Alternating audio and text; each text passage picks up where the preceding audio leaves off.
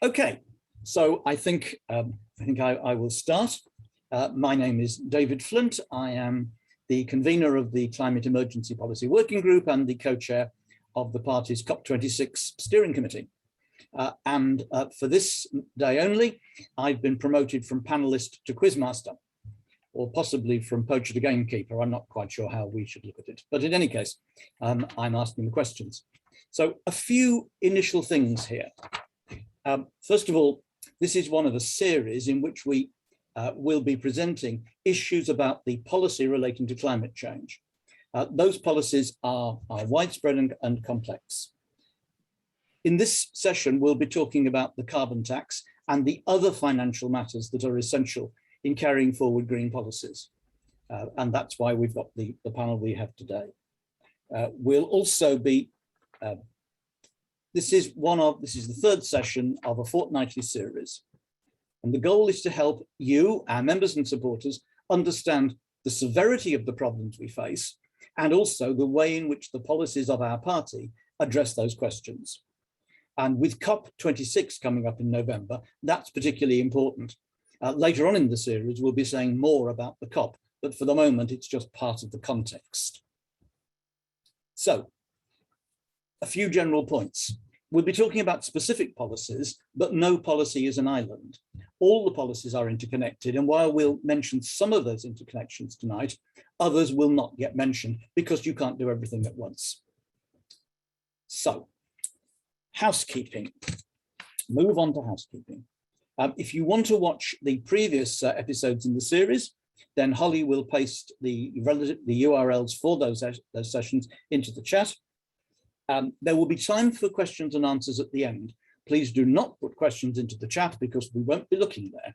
Put them instead into the Q&A section, where you can also vote up the questions you like, and then we will take those questions. So on that basis, I think we have everything we need. We have 111 people on the session. That's a good number. And so I'll move on to introduce the panelists. Myself, I have introduced.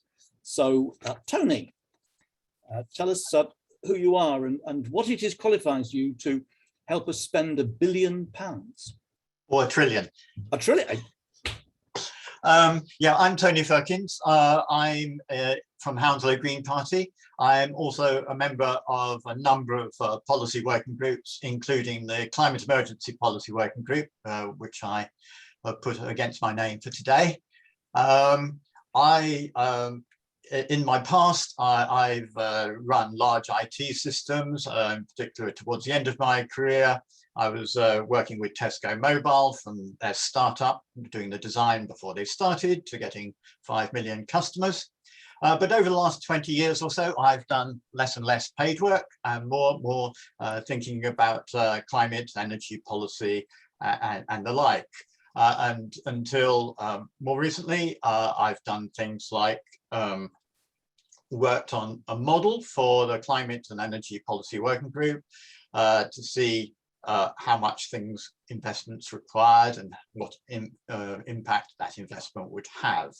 And I was also involved, which I'm sure will come up as we proceed through the next hour, in the writing of the general election 2019 manifesto for the Green Party, which in the back of it tries to square the circle of how much we feel needs to be invested in things like the climate emergency, but as well everything else, and where that money will come from. I hope that's sufficient, David, for now. But absolutely, Tony. Phil.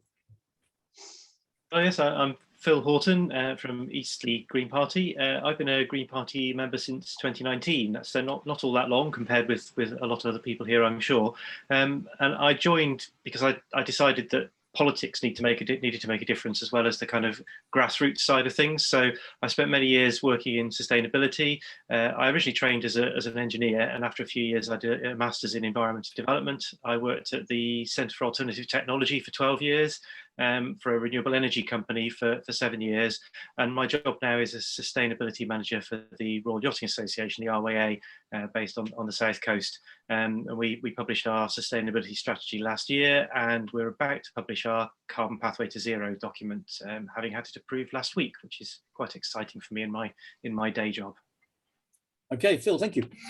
We'd hoped that we were going to be joined on this panel by Martin Farley of the Tax and Fiscal Committee, and in fact, we still hope that we may be. One of my colleagues is hunting him down at this very moment. So if somebody else turns up on the panel, well, that's who it's likely to be. However, absent Martin, we'll get on. And I want to look first at the question of £1 trillion. This is an almost unimaginably big number, at least I find it so. It's half the size of the UK economy. So Tony, you're largely responsible for us having this number or something like it. Why is £1 trillion the number? Or in fact, is it the number? Should it be something else? Yes, so how this number came about was actually from a few different paths. There was a path where after the general election 2015 manifesto, where I'd been involved in very much on the edges of trying to put together what we would need to spend, we didn't really have a clear focus on what investment was required to get us to what was then our target of a 90% reduction in emissions from 1990 levels by 2030. We had a number of the different components, but it was not kind of so clearly stated what that number was. After that, started to try to put together a small spreadsheet which would say, well, we'd need to spend this much on this and this much on that. So mine came from a very much of a bottom-up view of what sort of investments would we need as essential things in order to get us somewhere close to zero carbon by 2030. There was a second path towards and second path towards the number, which was the Caroline Lucas and the Green New Deal group, and they came up with a number 2, but it was more of a top-down, or will be this sort of shape or size of the economy. And then we also looked at when the IPCC special report came out, then we tried to use that as a benchmark because they had some workings in how much would be spent. So of the 3, the number I was coming up with was a sort of bottom up, looking at each unit of what we might spend it on, was certainly coming to more than 100 billion a year. It was more like, a few years ago, it was more like 150 billion a year. And what we were working on was, what do we need to spend until 2030? So then you might have multiplied that number by 12 if there were 12 years to go, but now as we approach 2030, it's gone up a bit, but we have less years to spend it in. So it is over £1 trillion from that view. The Green New Deal group came up with 100 billion a year. So when the two kind of paths joined at writing the manifesto, 100 billion was thought to be a good number, but we actually chose that to be a number which the government would invest in the Green New Deal infrastructure that we were proposing. And in the manifesto, we would expect the private sector to fund 50% extra on top of that. And then this all has to be seen in the context of the whole manifesto, which wasn't just about the climate emergency, but a lot of social aspects as well. How much do you pay to the health service? How much do you improve the schools? And so all of that had to be put into the whole picture. So it was, in other terms, to make it maybe slightly more comprehensible, it was looking at order of changing the amount of money the government spends on the government spends of the economy from about 40% up to over 50% by the changes that we were proposing in in the manifesto. So it was going kind of much higher, more towards what the Nordic countries would spend, as opposed to a kind of a small state economy. So the answer is that, yes, we put $1 trillion, we talk of £1 trillion, but it could easily be justified to spend more than that. And if you looked at all of the policies and the policies for sustainable society, I'm sure it would be far more than that. Yes, well, I think we'll stick to what we actually understand reasonably well. It seems worth mentioning that when Phil Hammond, the then Tory Chancellor, gave a number a few years ago, that number was also $1 trillion. And that numbers being put out by some Democrats in the US are about 10 trillion, which, given the relative sizes of the British and UK and US economies, are talking very much the same scale of activity. So we're not doing something wildly peculiar here. We're simply with the people who have recognized just how serious the problem is. Phil. So I was going to say that the other point that Martin was raising when we were talking to him about this was that it's effectively turning the economy from a consumption-led economy into an investment-led economy, which is also what happens in many Scandinavian countries and other parts of the world. So it's not a matter of spending this money necessarily in addition. It's just changing the nature of the economy, so it's more focused on that investment and the future, basically, rather than the now. Right, Tony. Mm-hmm. Yes, I think that there can, however, be, depending on how you look at it, you'll see that other numbers are published, which are smaller percentages of the GDP. But if you've got a target, say, of zero carbon in 2050, then you've got more like 30 years to invest. And if you've got the Green Party's target for very good moral and scientific reasons of trying to be zero carbon by 2030, you've got much less time to put in the investment. And so there sometimes has to be more of looking at what behavior change can you incorporate as well in order to try and get these sums to add up. Okay, so we need to spend a lot of money, but it's worth spending a little bit of time thinking about where we get the money from. And the single policy which is most characteristic of this is the carbon tax. So Phil, can you talk us through what the carbon tax would do and how it would deliver that value?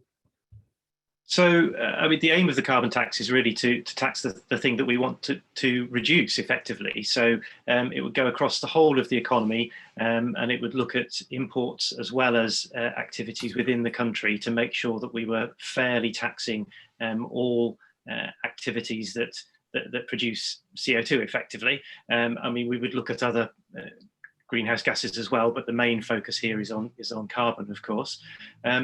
And the aim of that ultimately, of course, is to reduce the amount of CO2 produced. So the value of it over time would go down, but it would give us that initial investment into the green technologies that we want to put in place of the destructive industries that we have at the moment. Putting in a tax on particular things discourages those things, whatever they may be. How do you see the change in the economy produced by the carbon tax? Well, I think it would change the direction of investment towards green technologies, and we're seeing that already simply by talking about green technologies and the kind of direction that the government is heading, even in a very small way, towards things like electric vehicles and so on. Government makes an announcement about investment into charging points and different methods of HGV transport and so on. They've just invested some money into the overhead cables alongside motorways, for example, to experiment with that. And it means that investment from other parts of the economy then move towards that because they see that the direction the government is going in. I think what the Green Party is saying is we just need to do this on a very much larger scale in order to drive more rapid change. Yes, and we're all used to the idea of tax serving not only to raise money, but to discourage things like smoking. And this is a similar thing, isn't it? That we want the tax to act as a strong signal, but also to raise money for the necessary expenditure. So that's right. Yeah. It's moving the spend from where we don't want it to be to where we do want it to be, effectively. It's as simple as that, really. Yeah. It's nice to think that something's simple. Yes. Okay. So, Tony, you and I were both involved in the in the back work for writing the 2019 manifesto. And there was, how shall I put this, a certain degree of interplay between the people who were focused on exciting policy announcements and the people who wanted the books to balance. How did you see that tension playing out? Well, I think there was books needing to be balanced in two different ways, at least two different ways. One was the books balancing in terms of the balancing the money side of it, which was largely thinking about, well, we need this infrastructure for the Green New Deal, but we also need the social justice program of universal basic income. And we also then needed to see, so those were the big things we were going to spend money on. Those were the sort of 100 billion a year type of things we were trying to put into the manifesto. And we were also trying to write the manifesto as a 10-year program as opposed to a 5-year program for a parliament, because we thought that was a sensible way to look at it. And actually, we didn't have so much disagreement about that. We had more, so there was a sort of, let's see what we can do with 100 billion pounds about for the climate emergency. And Martin did a lot of work on the citizens' income, which pity he's not here to explain that a bit more as to how that fitted in. But we perhaps had more attention on how much did it actually reduce the emissions. So that was certainly a tension, because I said that what we were proposing was not actually going to get us to zero carbon by 2030, and what was the best way to present that in the manifesto was a matter of some discussion. There were some other kind of smaller points of the carbon tax. Phil has mentioned it's mostly for carbon dioxide, but we certainly had some disagreements about how it would work for agriculture, where it's much more difficult to know for cows and sheep how to tax them in a way which made sense both for the agricultural economy. So that was something where it was quite difficult to come to an agreement on. Yes, it was, wasn't it? And in the end, we got something out which everyone could more or less agree with. I was going to add, David, that I think one of the key things with the carbon tax is that generally the more wealth you have, the more you spend on high carbon activities. And so whilst UBI will help at the lower end of the income scale with mitigating it for people who don't have enough money to pay, hopefully the way we frame this, that the people who will pay the most are those most able to pay, that those who have the biggest impact. Tony. And I think the other way that we kind of tried to address the social justice issue was that there are places where the government would just have to invest. So if a very large amount of what we had to invest in was to retrofit homes so that they would be much better insulated and have non-gas boiler systems so that they could be zero carbon.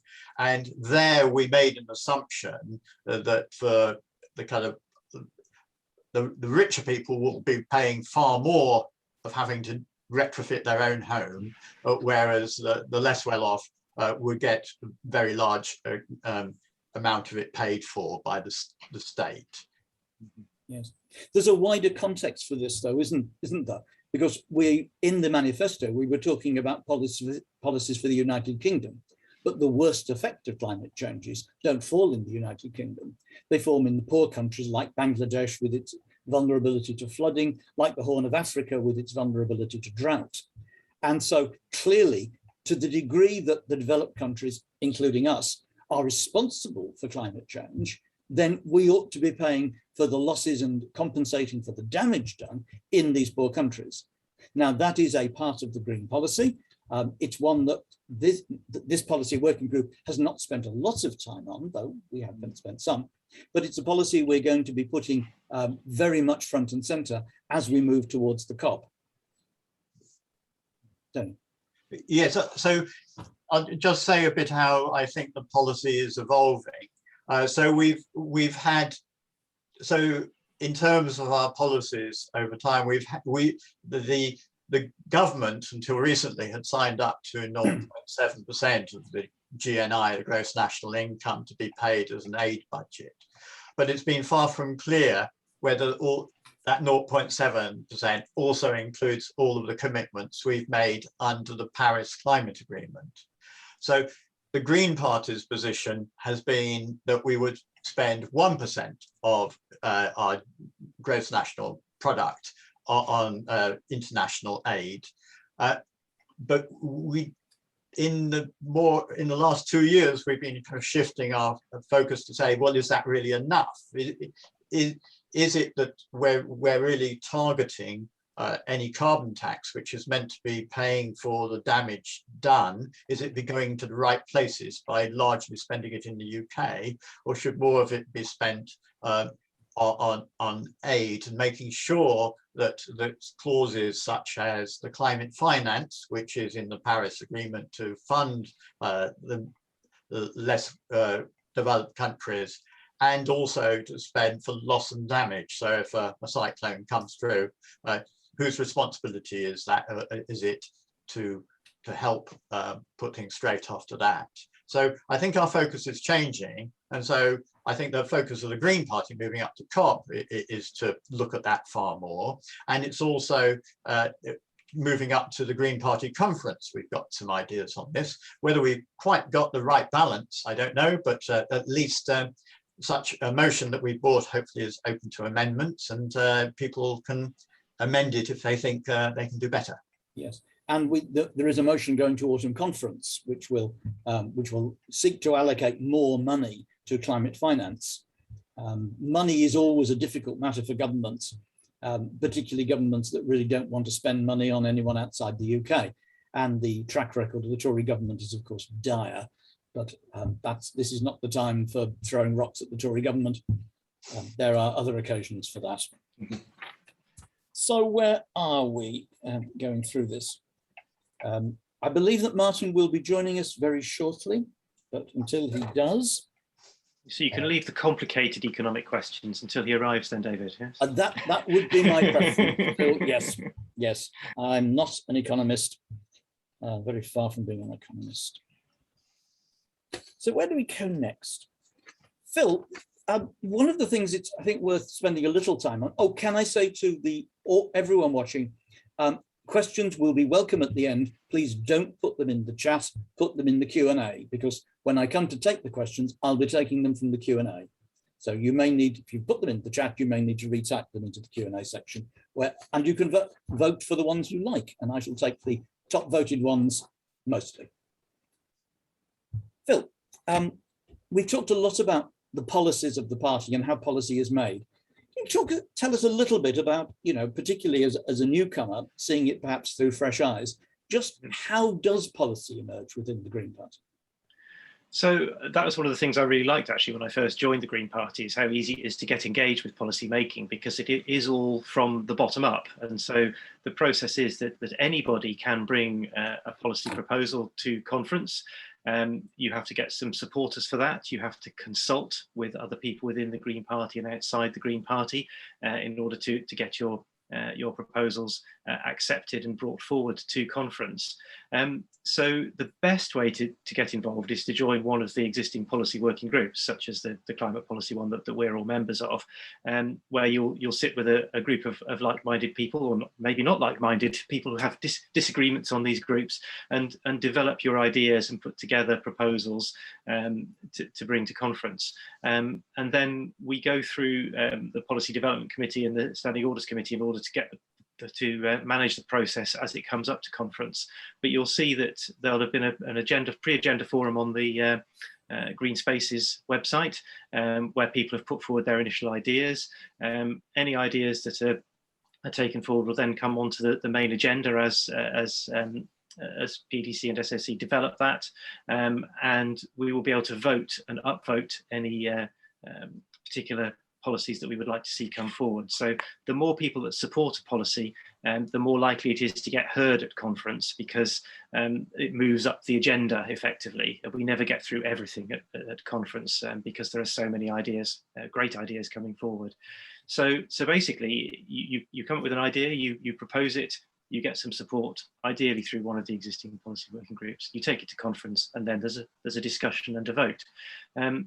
In between the conferences, we also have events called policy fests, where we come together to talk in more detail about our policy work, and to try to get new people involved and to get their ideas as well.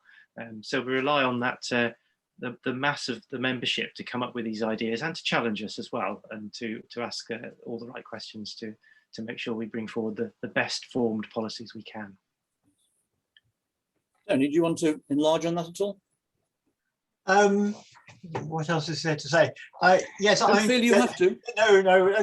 I think that quite a lot of the motions which arrived late on the agenda this time probably didn't come from policy working groups. But I think that so if you don't come to a policy working group, you can still get there. Even your local party can do it, or some other organisation, or just 12 individuals if you can get the motion co-proposed. But I would encourage as much consultation as you can within the party and outside the party.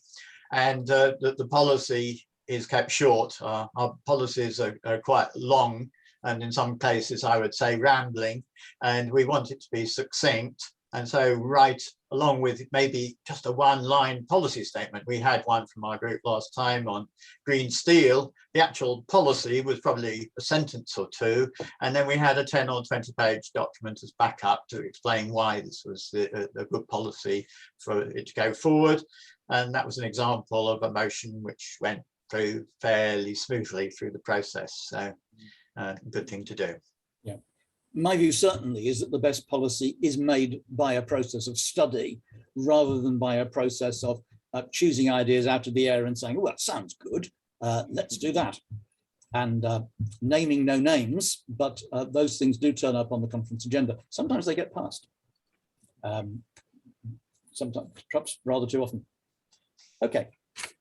I have a question that I'm asked to put. What one thing should people in the party do in order to contribute to making the carbon tax and the other things that we're talking about a part of the public debate, and ultimately a policy which will be adopted by whatever party is in government, which ideally would be the Green Party, but probably not immediately? What single thing? I would say get involved with your local party and local politics, because that's where you're most likely to get heard and to have an audience that will listen to you, and you start spreading the message and the information about all of our policy work.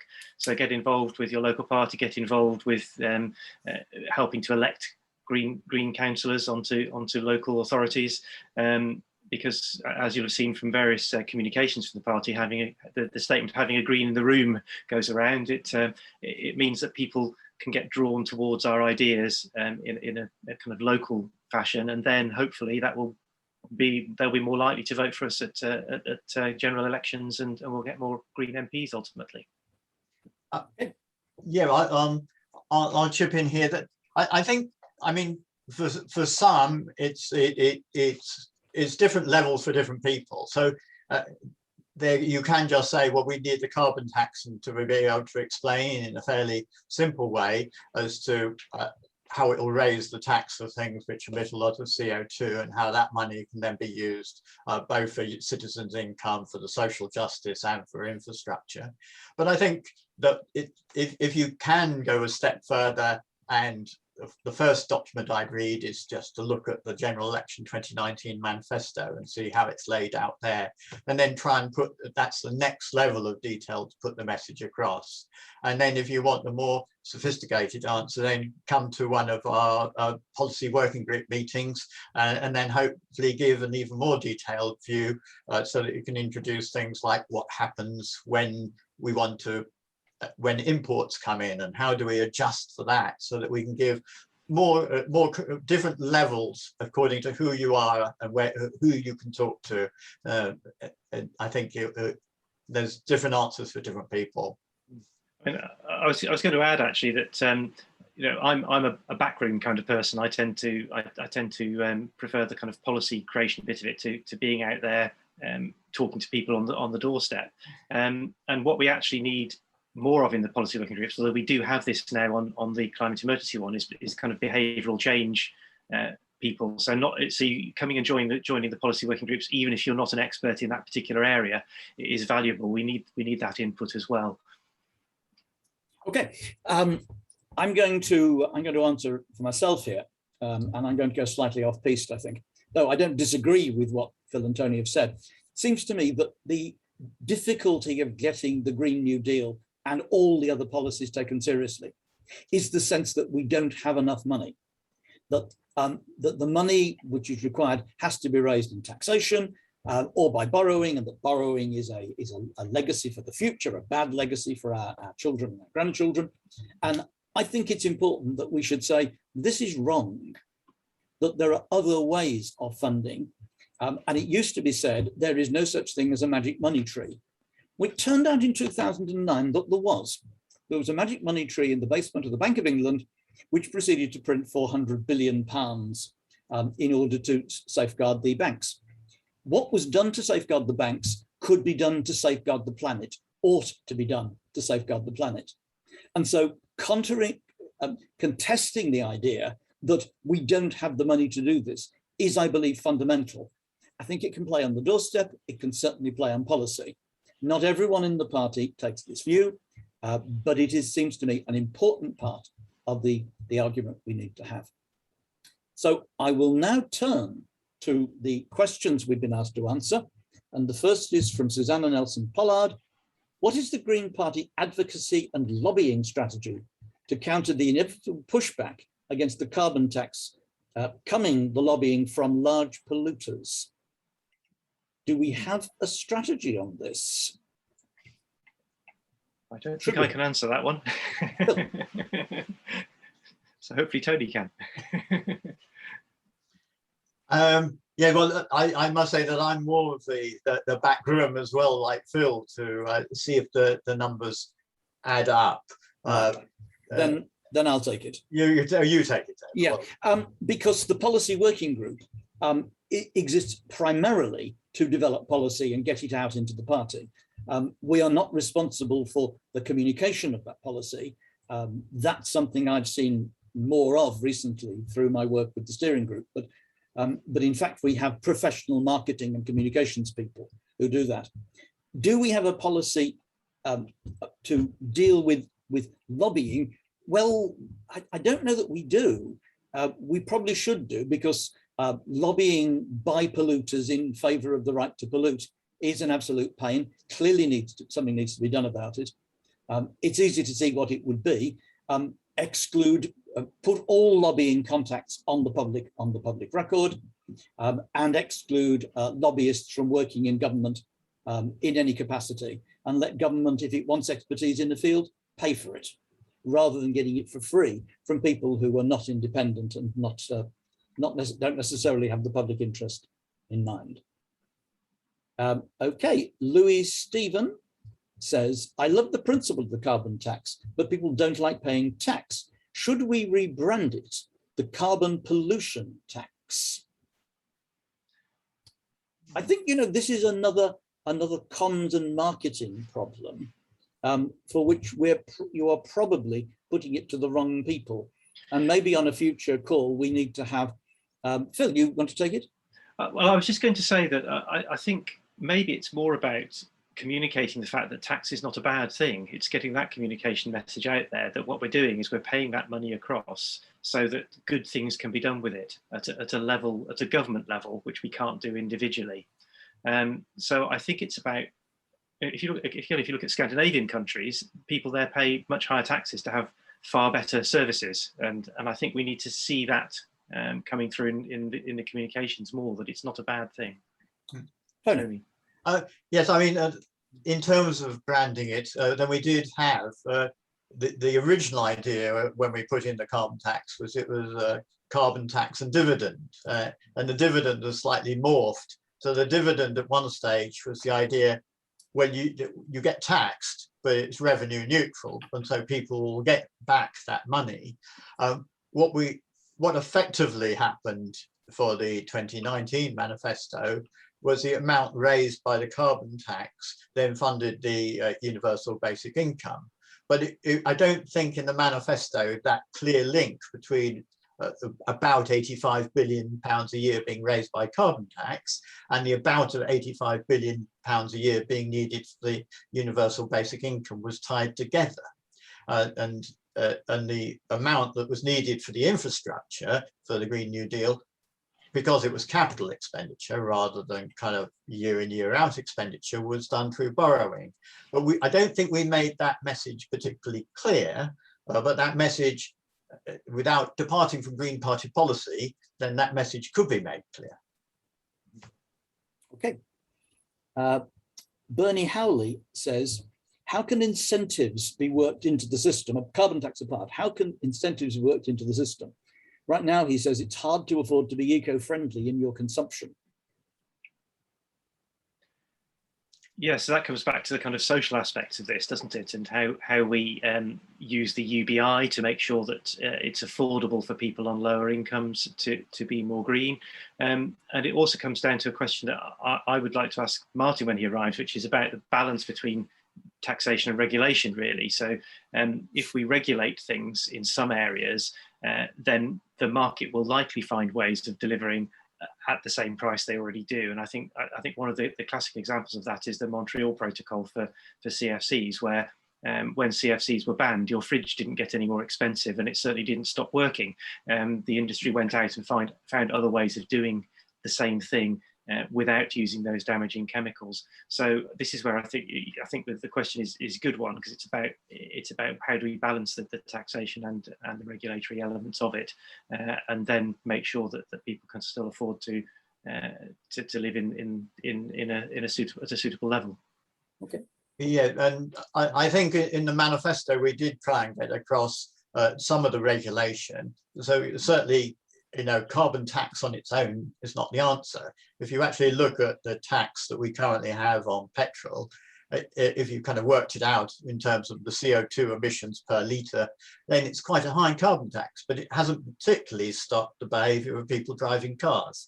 And so we did have some lines about really regulating so it's only the most efficient, whether it's the most efficient washing machine being available or the most efficient car being sold, and that we would regulate away and from that. And I think that has come into things we've passed since the manifesto, like the motion we had on cars, that we just have to say at some point we ban things like fossil fuel cars by 2025, with the idea of phasing them out by 2030.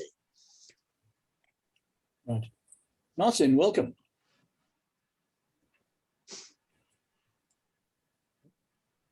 Martin seems to be at a Green Party conference. That's interesting. And he's muted. There you go, sorry. Yes, apologies for my tardiness.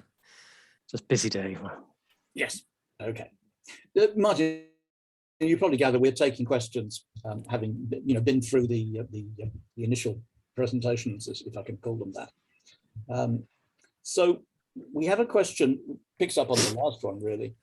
Is there a historical comparison to carbon tax that shows that carbon taxes like that actually reduce consumption or production of the thing you want to remove, such as cigarettes or leaded fuel? Who wants to take that? Martin? Yeah, no, I'm happy to have a stab.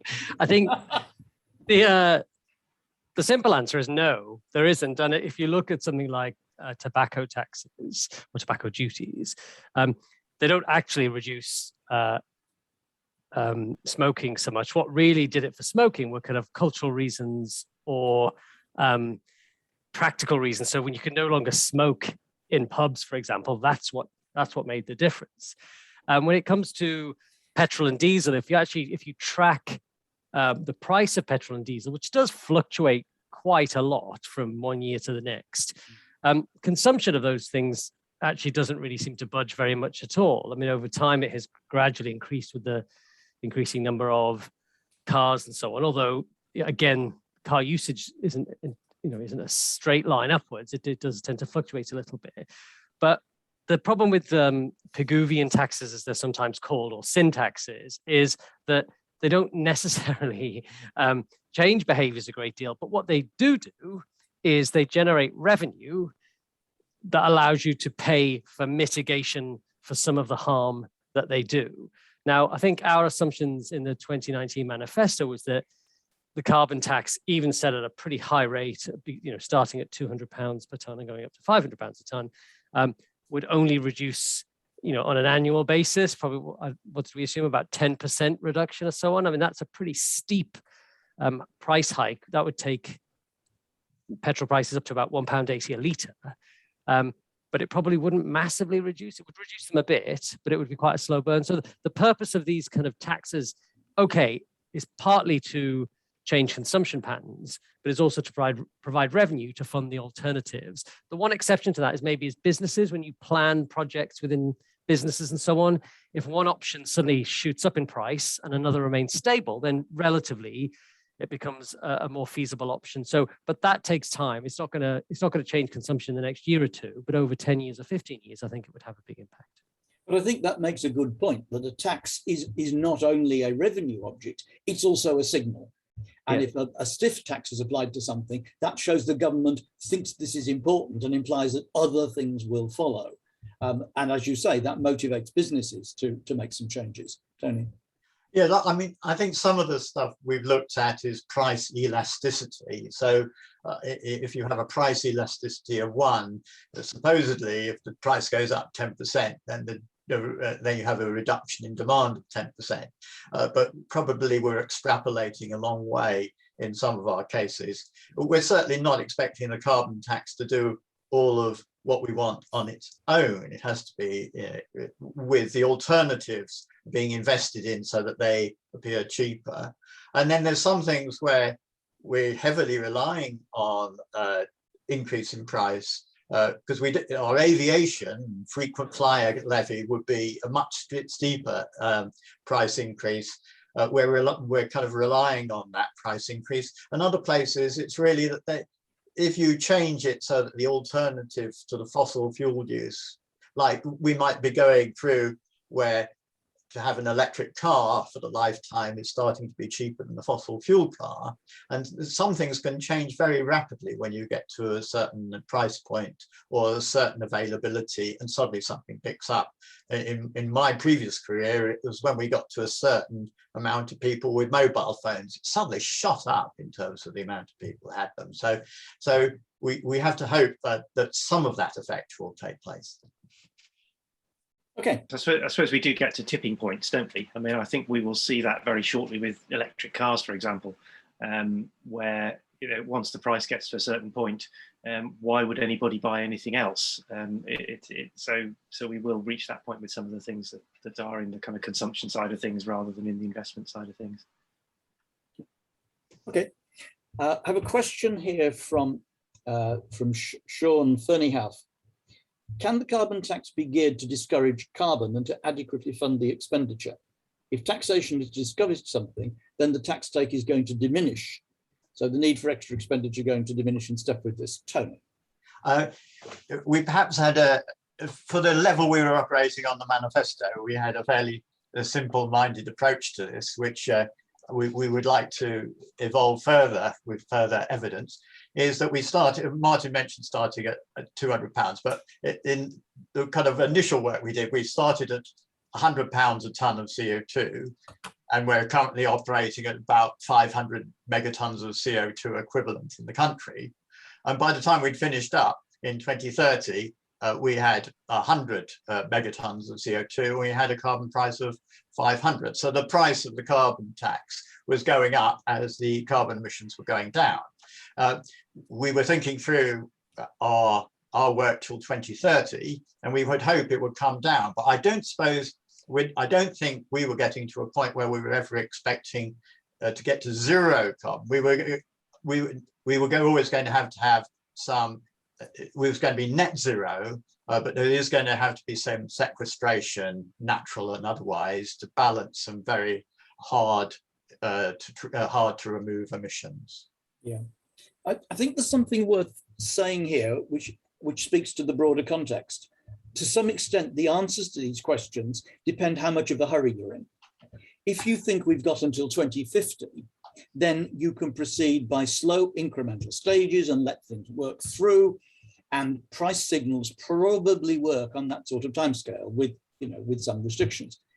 Given that we're trying to get the job done by 2030, then that is much less likely to be effective.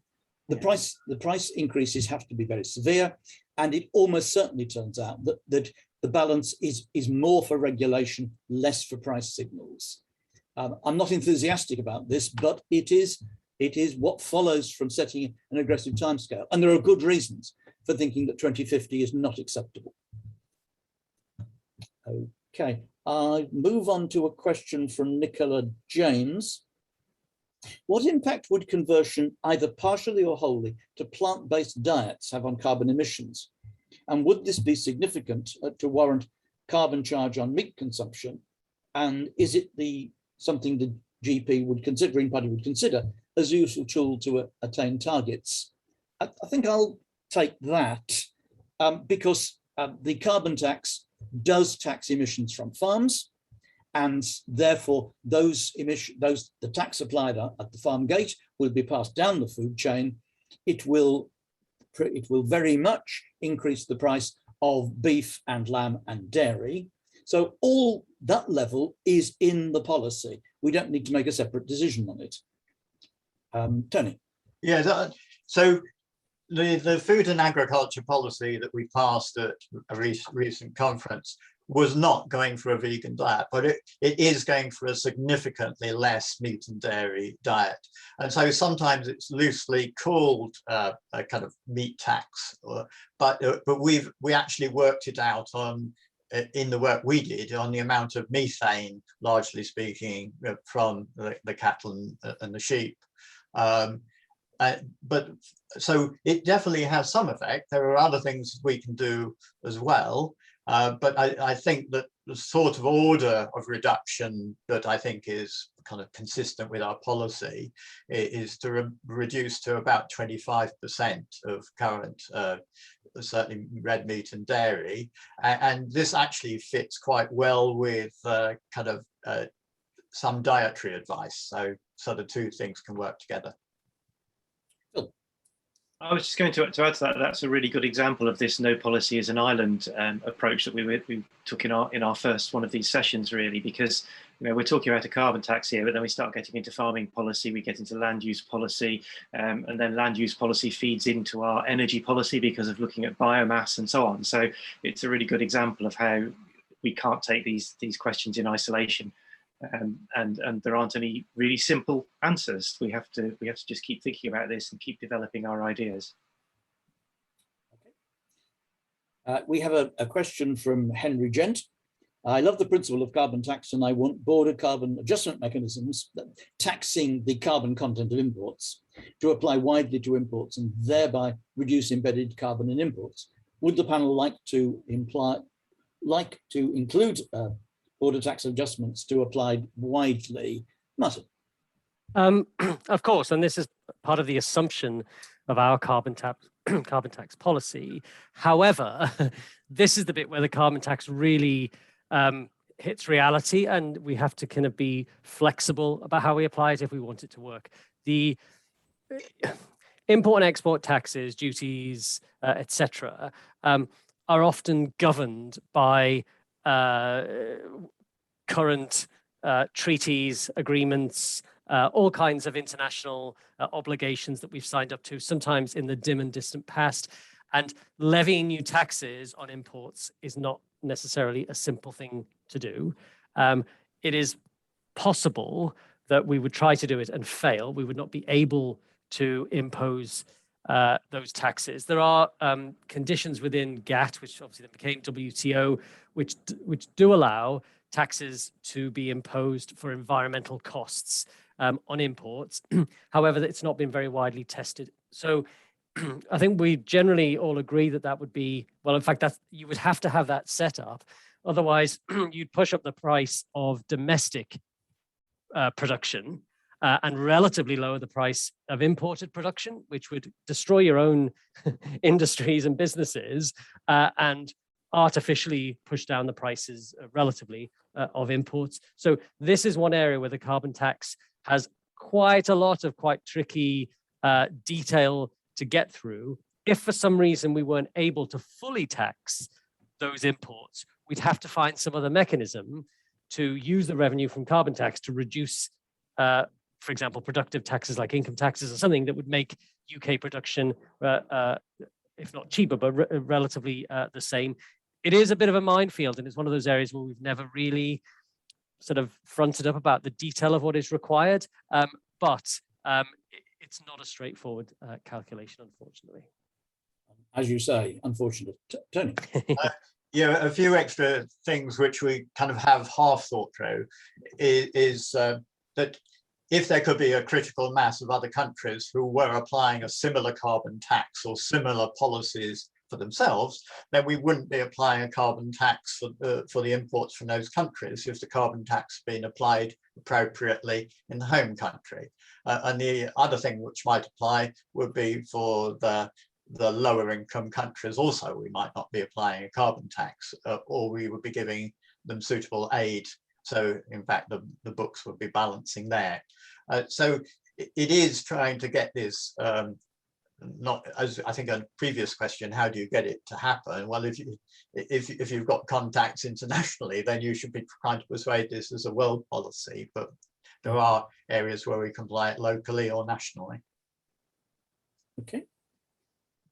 Okay, we have another question from Bernie Howley. To what extent are you guys keeping an eye on the current issue of the IPCC report just about coming out and filleting those learnings into the Green Party ruminations and policy? Tony, I think.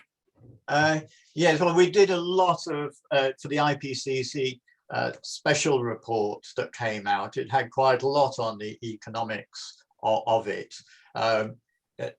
It was quite the sort of things we actually looked at, and I worked with a predecessor of Martin's in the Tax and Fiscal Policy Working Group, because they split up the sort of how much investment is required on the supply side, like supplying new renewable energy, and then trying to work out whether our policies were sort of in line with what they said.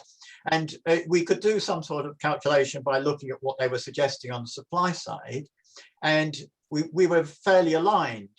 Where I found that we were suggesting far higher investment required was on the demand side.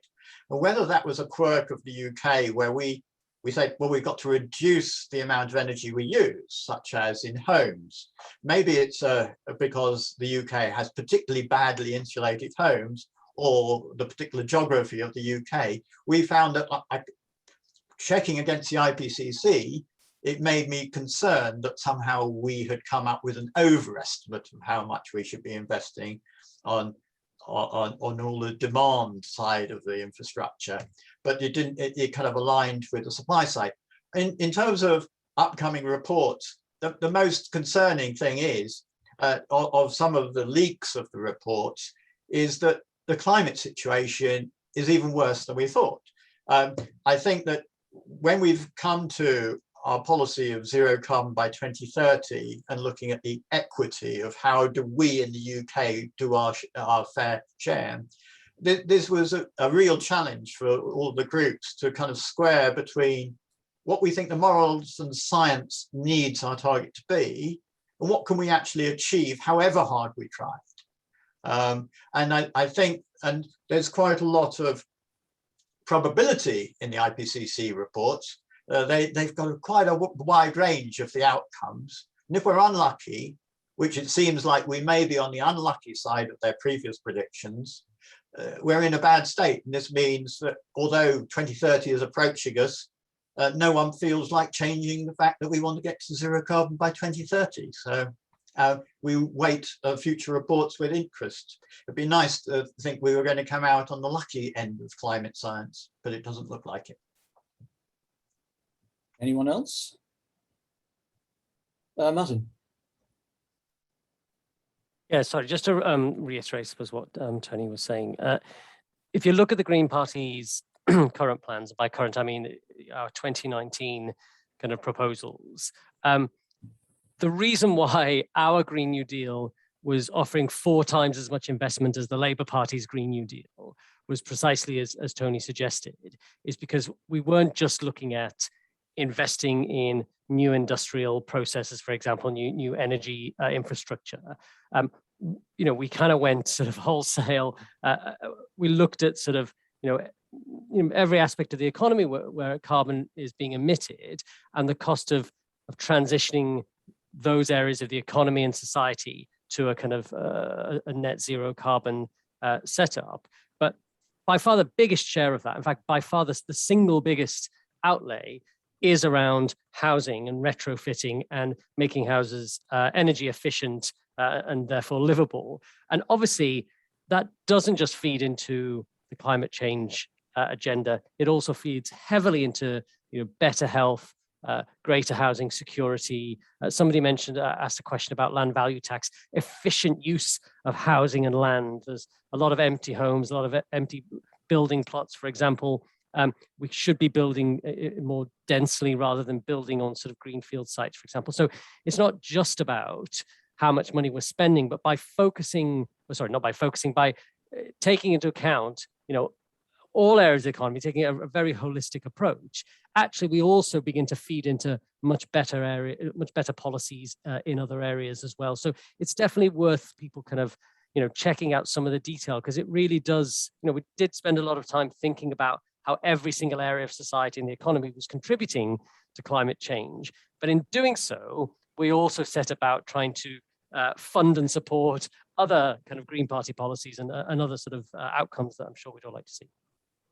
Tony. Yes, I think it's something I sometimes forget to kind of highlight, is the co-benefits of doing what we're proposing to make policies which really kind of fit with our philosophical basis and all of the good things that can come out of this, rather than thinking of it as an unfortunate stack of costs, which I think my sort of detailed work think, oh no, this estimate's even higher cost than I thought it would be, and to be talking about the investments and talking about the co-benefits. Why would we not want clean air and healthier citizens and warm homes? And yes, why would we not want all of that? Yes. Why indeed. Okay, I have I saw a question, it's vanished, so I'm going to do it from memory, which actually picks up what Tony was just saying, that we've talked about the costs and taxes, but there are these co-benefits. So have we done any estimation of the co-benefits of the policy? Tony, I think this probably is for you. Well, it may be partly for Martin, because he may remember this bit better than me.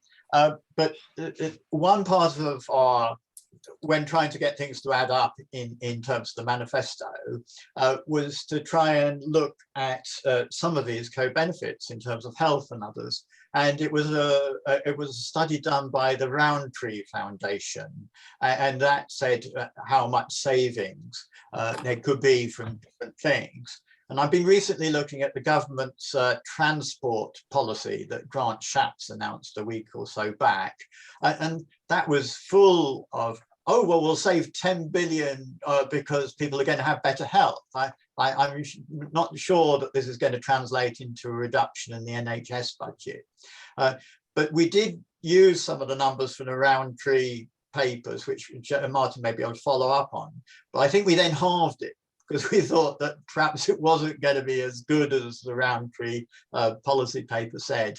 Over to you, Martin. No, it was even more than that. We only assumed 20. We'd realised 20% of the benefits. We were super cautious when it came to savings we would make and revenue we would raise, and we were kind of assumed the maximum cost. So we really made sure that the manifesto would withstand any kind of attack from a financial perspective, at least. you really have to dig deep into the detail to see it, but it is just about there. So, for example, David, TfL did a study of active travel, and they estimated that if every person did an hour of active exercise per day, it would save the NHS £12 billion per year. Obviously, they just did it for London, so we kind of extrapolated from the London figures. So we didn't, as Tony says, we didn't assume all of that benefit realization. We assumed about 20% of it. But we actually need to get much better at that narrative. We talk a lot about how much tax we're going to raise and how much money it's going to cost everybody, but we don't actually talk about the benefits quite so much. And even in the manifesto where we did sneak in a few elements of it, it was still tiny amounts compared to the expenditure that we were going to raise. But universal basic income was one very good example. For the first time in that manifesto, because we had set out a very clear zero carbon strategy, it actually allowed us to understand one, sort of potential revenue from carbon tax, potential impact on costs of certain things and consumer goods, for example, which then allowed us to then map what household incomes, how much household incomes needed to rise, particularly at the lower end. And all of that helped us not only create a revenue stream for universal basic income, but also to understand the minimum levels it needed to be at. And that area of work still needs a bit of work. But I thought we actually did quite well on that in terms of getting to a decent number, being able to map the impact of the Green New Deal on both household costs, but also household revenues. And actually, I should have shared it, actually the overall, actually maybe I'll share it before the end of this talk, but the overall impact was very redistributive from rich to poor. And I think only the top decile would have seen their net impact, their net income reduce. So, we did go to some effort, but we need to get much better at that, because we end up just defending higher taxes and higher spending and higher costs. But actually, we very rarely talk about those co-benefits. And if I can just take one more minute, because I know I was late, so I don't really deserve it, but just in case it wasn't covered earlier on, one of the key changes that the Green New Deal requires, it's not just about taxing more. In fact, it's not even really about taxing more, but it is about investing more and investing a lot more. And if we look at, say, other successful developed nations like Germany or Sweden or the Netherlands or Singapore or Switzerland, the kind of countries you would view as having excellent infrastructure and high incomes and social standards and all the rest of it, they all invest at around 25% of GDP. In the UK, for about the last 40 years, it's been about 16 or 17% of GDP. So we massively underinvest. We are a consumer-led economy or a consumption-led economy. And for the Green New Deal to happen, we need to become an investment-led economy. And there's lots of positive messages around why that is a good thing. And it distinguishes us from all the other political parties. None of them have that clear plan and that narrative around shifting from consumption to investment, better quality jobs, greater stability, greater equality, longer term thinking, better infrastructure, cleaner air, safer roads, all the rest. There's a huge list of really strong positives that come out of it, and we never really talk about it. So I would like us as a party to think a bit more about what it means to invest rather than consume, and how that leads us to that kind of green transformation, if you like. Martin, thank you for that, but also thank you for reminding us that this is not just a piece of technocratic adjustment. This is something which is a moral imperative to get done. And I think we all know that, but sometimes we forget to say it as clearly as we should. Tony. Yes, and leading on from that, when I started looking at the modelling of stacking up all of these costs, I kind of read something, I can't remember where it came from, in terms of the research and development budget and what target to have for that for the UK. And I had a much higher value than others. And so it looked like I was stacking yet another expense on. But other parties have caught up a bit in terms of their estimate of what percentage of the economy should be spent on that by 2030. We're a bit closer to others. Another aspect which I'm just going to lead on to from it, because we don't have all the answers to everything we need to do. There's certainly some in our policy bucket which needs to be we need to spend a lot more research on this before it's really viable. And the other thing to highlight is training, because a lot of the things we're proposing to do is to retrain people to do the Green New Deal things that we require to be done over the next decade. Okay. Thank you. Could I just say to our audience that it's now 6:06 and we will end at 15:15, because I know a number of people have had to go, but mostly people are still here, which is great. Right, I have a question here from Margaret Heath, which see if what we can make of it. Those with the most to pay are the very ones propping up corruption and cronyism in the mainstream parties. How on earth will we get the social investment contribution agreed when attitudes towards people like me, unwell and disabled, is that we just need to get to work? And they're even worse towards ordinary folk on universal credit. Would the people's income be over and above universal credit? Martin, one for you? Yeah, that's I'll take that one. Yes, it would. So universal credit is currently £74 per week, and universal basic income that we were suggesting was £89 per week for adults. And it would be, I can't remember, I think it's 57 as a minimum for children, and we were suggesting 70 for children per week. Yeah, that sounds about right.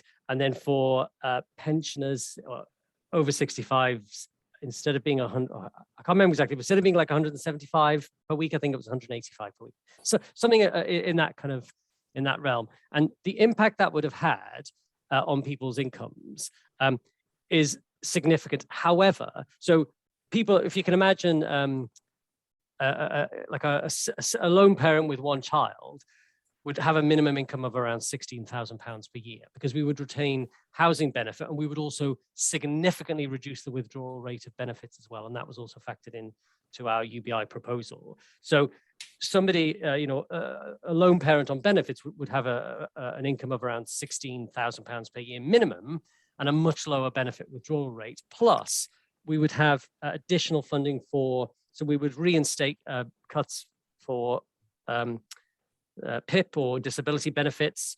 We would introduce universal free childcare and a couple of other things that I can't remember off the top of my head. So there was a very strong kind of anti-poverty proposal set out, and it did cover a whole range of things.